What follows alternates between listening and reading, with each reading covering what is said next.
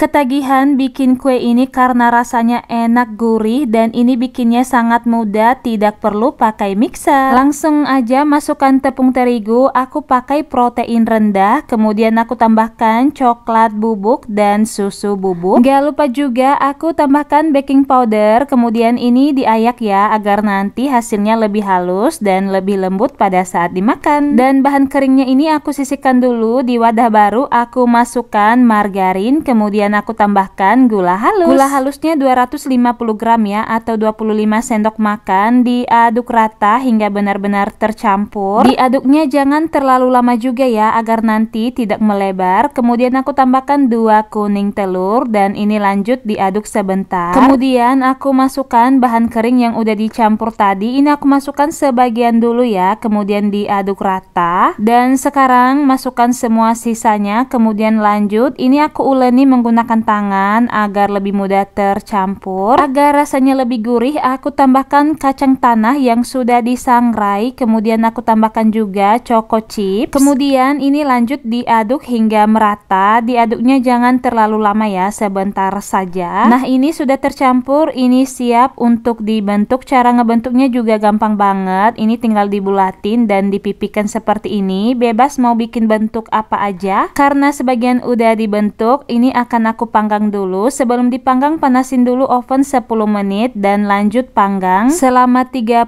menit dengan suhu 130 derajat Celcius, api atas bawah atau sesuaikan dengan suhu oven masing-masing. Dan ini sudah matang, aromanya benar-benar wangi banget. Langsung keluarkan dari dalam oven dan biarkan dingin. Setelah itu masukkan di dalam toples seperti ini. Nah, ini siap untuk disajikan. Kalau mau dijadikan ide jualan juga boleh. Ini enak banget, renyah, manisnya pas, jadi nggak perlu lagi beli cemilan di luar sana, bikin sendiri hasilnya lebih enak dan lebih simpel. Selamat mencoba resepnya ya bun, jangan lupa di like dan dibagikan agar tidak ketinggalan resep terbaru dari Francisca Tien. Terima kasih.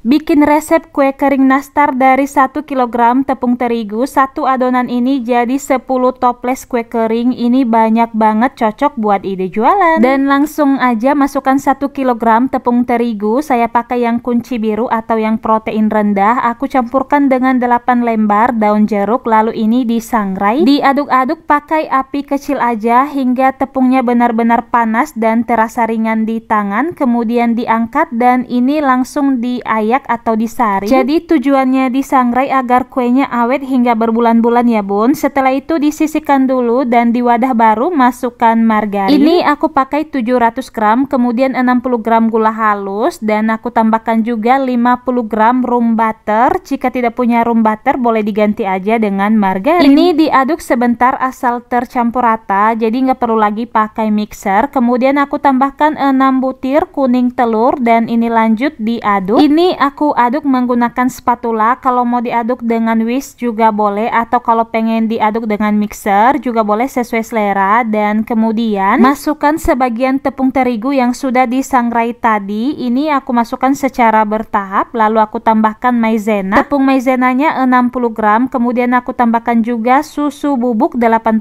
gram dan ini diaduk rata. Jadi tepung terigunya aku masukkan bertahap agar lebih mudah tercampur pada saat diaduk.